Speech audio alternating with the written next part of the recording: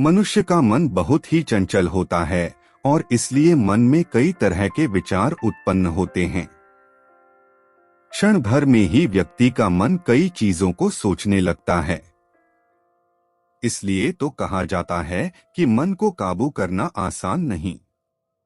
लेकिन गौतम बुद्ध मन को नियंत्रित करने के आयामों के बारे में भी बता चुके हैं। मन में विचारों का आना गलत नहीं है कि लेकिन मुश्किल तब हो जाती है या विचार ऐसी परिस्थिति में गलत होते हैं जब मन में अश्लील विचार आते हैं। कभी कभी तो ना चाहने के बावजूद भी मन में अश्लील विचार आते हैं। अगर आपके मन में भी ऐसे विचार आते हैं तो गौतम बुद्ध की इस कहानी से आपके विचारों में जरूर बदलाव आएगा। बुद्ध अपने भिक्षुओं को उपदेश देने के साथ ही उन्हें भिक्षाटन के लिए भेजते थे। एक बार उन्होंने अपने भिक्षु भरत को भिक्षा लेने के लिए एक श्राविका के घर भेजा। भरत पूरे रास्ते मन में यह सोचते हुए श्राविका के पास गया कि आखिर आज भिक्षा में क्या भोजन खाने को मिलेगा, क्योंकि भरत चंद्रवंश के राजकुमार थे और बुद्ध के सानिध्य भिक्षु के रूप में दीक्षित हुए थे।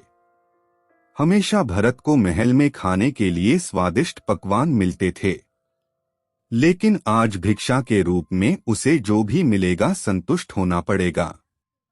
श्राविका के घर पहुंचकर भरत ने भिक्षा मांगी। श्राविका ने भरत को बैठने के लिए कहा और भोजन लाने के लिए घर के भीतर चली गई। इधर भरत फिर से अपने प्रिय भोजन के बारे में सोचने लगे और जैसे ही श्राविका भोजन लेकर आई तो भरत अचंभित रह गए। भरत ने देखा कि श्राविका ने उनके लिए उनके पसंदीदा पकवान परोसे हैं और अपने प्रिय भोजन को देखकर वह खुश हो गए। भोजन ग्रहण करते हुए भी भरत सोच रहे थे कि महल में तो उन्हें भोजन के बाद विश्राम करने की आदत है, लेकिन आज उन्हें भोजन के बाद वापस तेज धूप में चलकर आश्रम जाना होगा। लेकिन भोजन के बाद श्राविका ने भरत को कुछ समय के लिए विश्राम करने का आग्रह किया। भरत फिर से खुश हुए कि आखिर आज उनके मन की सारी इच्छाएं कैसी पूरी हो रही है। इसके बाद भरत कुछ देर विश्राम करने लगे, लेकिन विश्राम करते हुए भी लेटे लेटे वह सोचने लगे कि आज तो मुझे भोजन के बाद विश्राम करने को मिल गया, लेकिन ऐसा रोज रोज नहीं होगा। जब भरत विश्राम के बाद उठे तो श्राविका ने कहा कि आप जब तक चाहे यहाँ ठहर सकते हैं। भरत अब समझ गए कि ये कोई संयोग नहीं हो सकता। उन्होंने श्राविका से कहा कि मुझे क्षमा कीजिए, क्या आप मेरा मन पढ़ सकती हैं? श्राविका ने हाँ में उत्तर दिया और कहा कि हाँ, मैं मन पढ़ सकती हूँ। शुरू में यह कठिन था, लेकिन फिर मैंने स्वयं के मन विचारों को देखना शुरू किया। पहले मेरे विचारों की संख्या अनगिनत हुआ करती थी। इसके बाद मैंने विचारों पर ध्यान केंद्रित किया, बिना पक्ष विपक्ष के अपने विचारों को देखने लगी। इस तरह से धीरे धीरे मेरे मन में विचारों की संख्या कम होती गई और सारे व्यर्थ विचार दूर हो गए। इसके बाद से ही मैं दूसरों के मन में चल रहे विचार को पढ़ लेती हूँ। हालांकि श्राविका की बात सुनकर भरत घबरा गए। इसके बाद भरत ने श्राविका से आज्ञा ली और आश्रम के लिए निकल पड़े। रास्ते में भी भरत फिर से मन में आए विचारों का स्मरण करने लगे कि श्राविका के बारे में उसके मन में अश्लील विचार भी आए थे।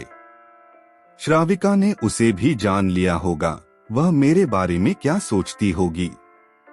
भरत खुद को लज्जित महसूस कर रहे थे। भरत ने आश्रम पहुंचकर गौतम बुद्ध से कहा कि अब मैं कभी भिक्षाटन के लिए नहीं जाऊंगा। बुद्ध ने भरत को पास बुलाया और कहा कि क्या हुआ है, तुम मुझे सारी व्यथा बताओ।